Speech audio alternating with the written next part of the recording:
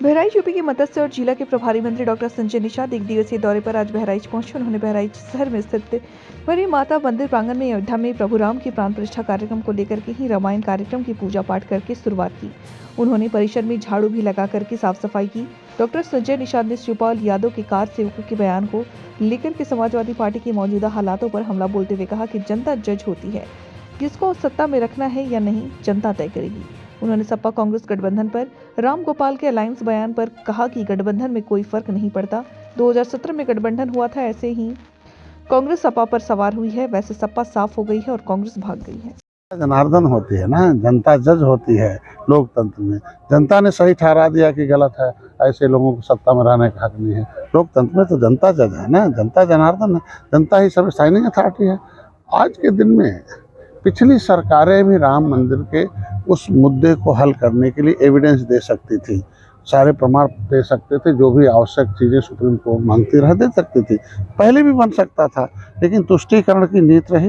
लोगों ने कहा गोली चली, हम कह रहे हैं कि ठीक है, राम भक्तों पर गोली चली, लॉ एंड ऑर्डर मेंटेन करना, मतलब उन्हें कोर्ट का सुरक्षा।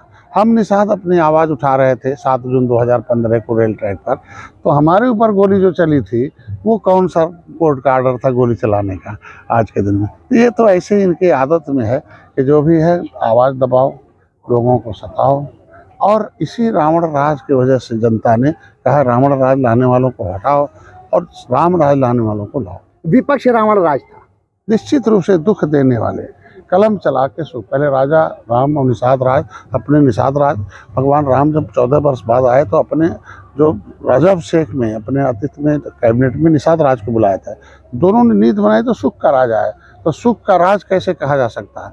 आप देखो, यही अनाज गोदामों में सड़ रहा था, गरीब भूखों मर रहा था, झोपड़ी में था, ठंडक में था। नहीं, इसका लाभ भी तो मिल रहा है आपको। निश्चित रूप से भाई, वोट नहीं, हमें तो जनता की सेवा, राजनीति से हम लोग जनता की सेवा करते हैं, वो राजनीति से अपना सेवा करते हैं। 2024 का इलेक्शन आ रहा है। प्रोफेसर राम गोपाल ने कहा है कि कांग्रेस साथ जो अलायंस होना था वो सीट शेयरिंग का तय हो गया है। अब बीजेपी इसको किस तरीके से देखती है? 2017 में कांग्रेस और सपा एक साथ हुई थी, और जैसे कांग्रेस सपा पर सवार हो गई वैसे जो है देख लो, कांग्रेस फरार हो गई और सपा साफ हो गई। अब मैं चाहता हूँ एक बार और वो लोग इकट्ठे हो जाए। मंदिर का ताला तो राजीव गांधी के समय में खुला था। हम कहते ताला खोलना और बनना दोनों में बहुत अंतर है, पूजा पाठ होना बहुत अंतर है। राजीव गांधी ने ताला खोला तो उस समय तत्कालीन पंडित जवाहरलाल नेहरू जो थे, उन्होंने तत्कालीन वहाँ के डीएम को कहा था कि उसमें से मूर्ति हटा दो। हमारे पास एक पत्र है, कल मिला था, चल रहा था, ये कौन सा ऑर्डर, मूर्ति हटा दो। उन्होंने कहा नहीं हटाएंगे, तो डीएम को हटा दिया। तो इसका मतलब किस तरह की राजनीति करते हैं? इसका मतलब उस मंदिर से लोग राजनीति करते हैं और हम उस आस्था को बनाकर जनता को सुख देते हैं। को इनवाइट नहीं किया गया है, वो और मंदिर अधूरी है। इस संबंध में क्या कहना है उनका? विपक्ष का यह भी कहना है कि मंदिर अगर अधूरी है तो उस पर वो प्राण प्रतिष्ठा नहीं हो सकती है। विपक्ष को अगर राम मंदिर के आंदोलन में कोई भूमिका रही हो, चाहे मुकदमा लड़ने में रही हो, चाहे राम मंदिर बनाने के आंदोलन में रही हो, तब तो उनको बोलने का हक है।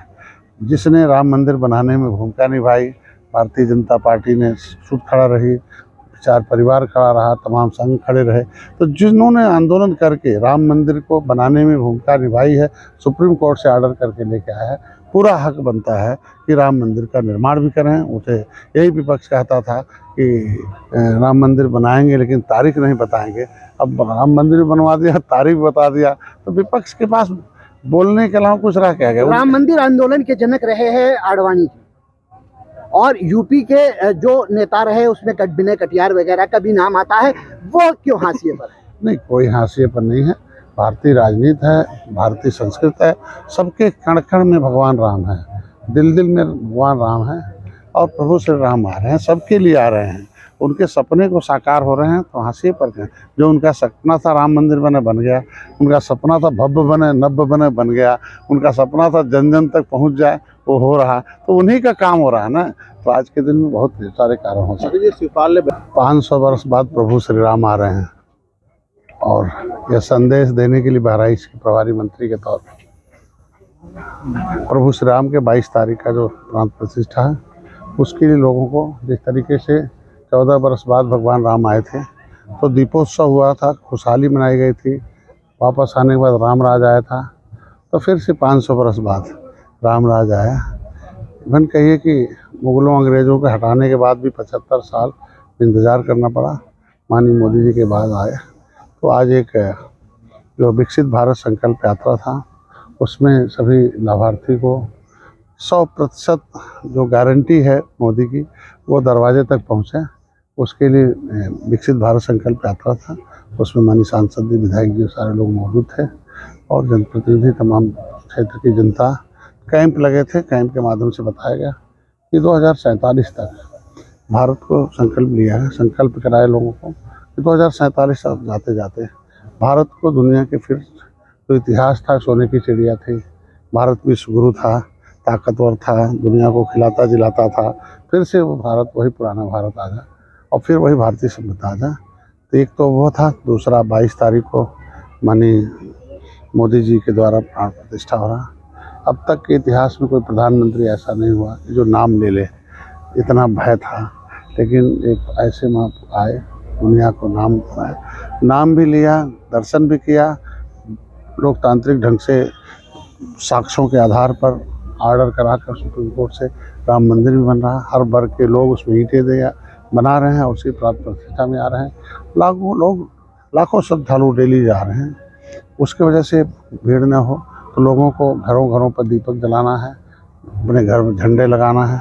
हम निषादों को और जगाने का, चूँकि मैं निषाद पार्टी का अध्यक्ष हूँ और मछुआरों का नेतृत्व करता हूँ, तो मछुआरों के लिए बहुत सौभाग्य है कि त्रेता में कभी भगवान राम ने निषाद राज को गले लगाया था, निषाद राज ने सेना दे के रावण राज खत्म किया था। तो आज वो श्रृंगेरपुर धाम भी संवर रहा है। 56 फुट की मूर्ति लग गई, किला बन रहा बीच में, तमाम योजनाओं के माध्यम से पर्यटक वहाँ हैं। और निषाद राज भगवान राम के साथ साथ उनके जो आत्म बाल सखा थे, वो जो है राम के साथ साथ उनकी मूर्ति भी अयोध्या में लग रही है। और 7 महापुरुषों के साथ जितने तीर्थ यात्री स्थल है वहाँ पतित भवन निषाद राज के नाम से बन रहा।